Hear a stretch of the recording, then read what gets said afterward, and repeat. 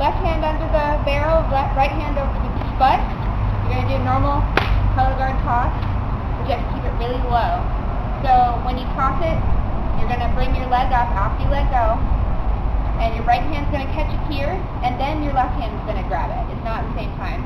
So your right hand catches it here and brings it under, so you don't hit your leg. Leg. Back. Lung water. And then you can do it with a bigger toss. Lower. You have to keep it really low. I can't do a bigger toss right now. You get the picture, right?